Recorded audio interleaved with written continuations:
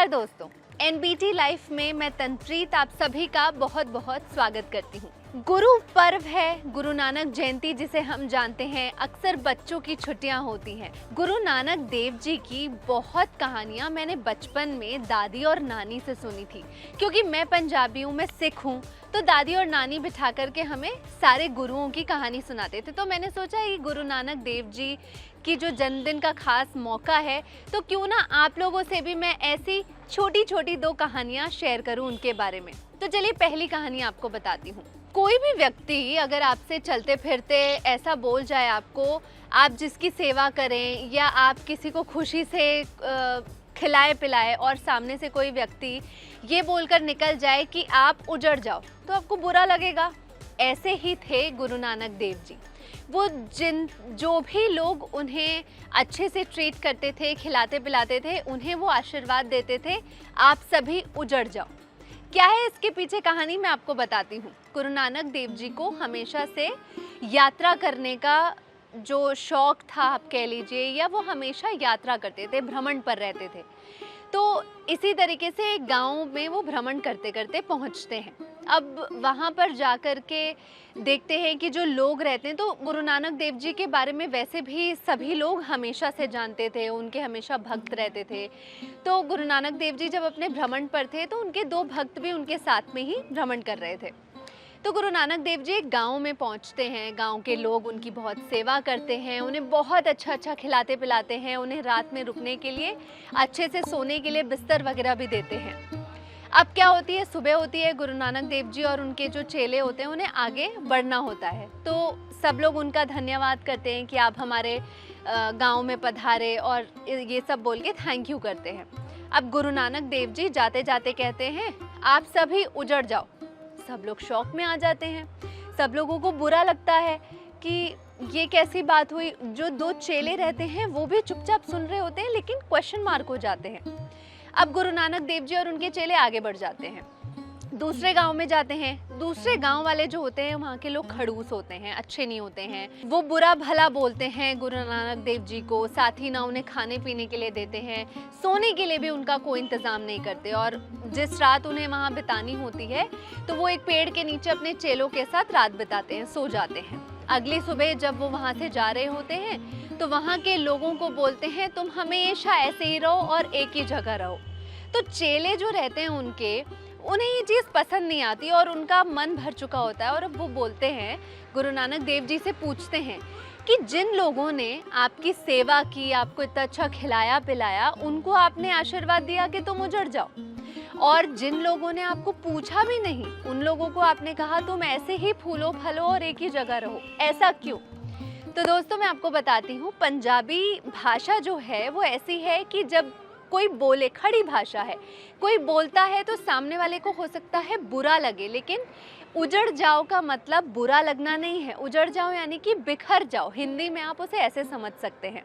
तो गुरु नानक देव जी एक चीज़ पर मानते थे कि जो भी लोग अच्छा करते हैं, जिनके अंदर सेवा भाव है, जो दूसरों के लिए अच्छा सोचते हैं, जिनके अंदर अच्छे संस्कार है, वो पूरी दुनिया जगत में फैले। इसीलिए वो कहते थे उजड़ जाओ। पंजाबी में कहते थे उजड़ जाओ यानी कि बिखर जाओ, यानी कि तुम अच्छे लोग हो, तुम बिखरो।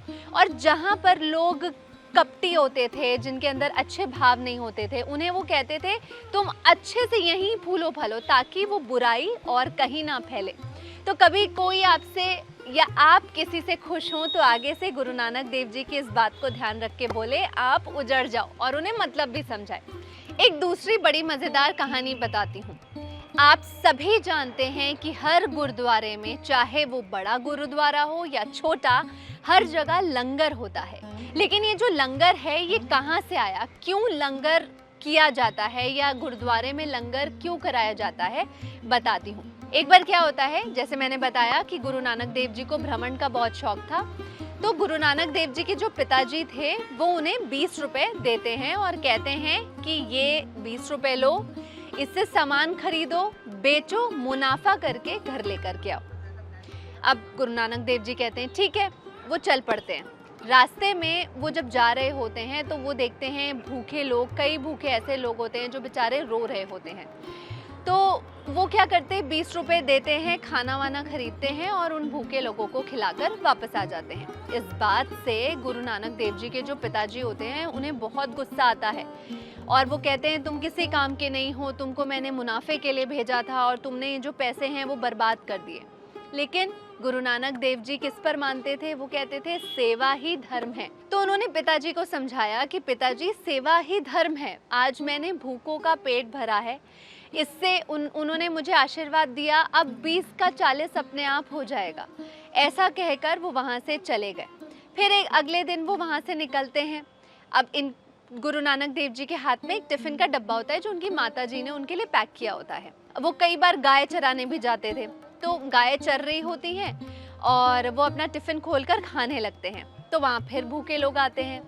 तो गुरु नानक देव जी क्योंकि हमेशा से सेवा भक्ति में बिलीव करते थे, तो वो क्या करते हैं, अपना खाना देते हैं और कहते हैं जितना खाना है खाते जाओ। भूखे कई सारे होते हैं, कम से कम 10-12 से ज़्यादा होते हैं। अब भूखे कहते हैं ये टिफ़िन में तो इतना सा खाना है।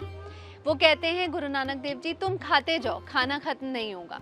जैसे ही भूखे खाना खाते जाते, खाना टिफ़िन में अपने आप भरता जाता।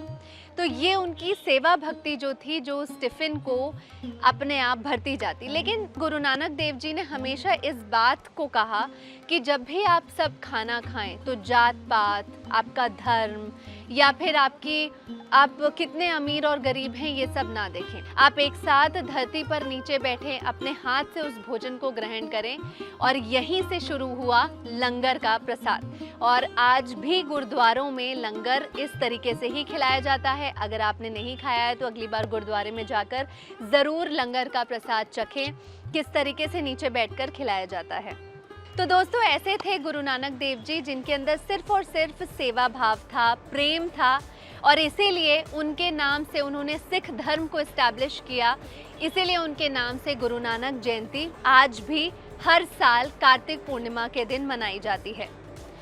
तो मैं आपसे अब लेती हूँ विदा, फिर हाजिर होंगी एक नई कहानी के साथ। तब तक आप सही रहें, ढंग से रहें और अपनी सेहत का बहुत बहुत ध्यान रखें।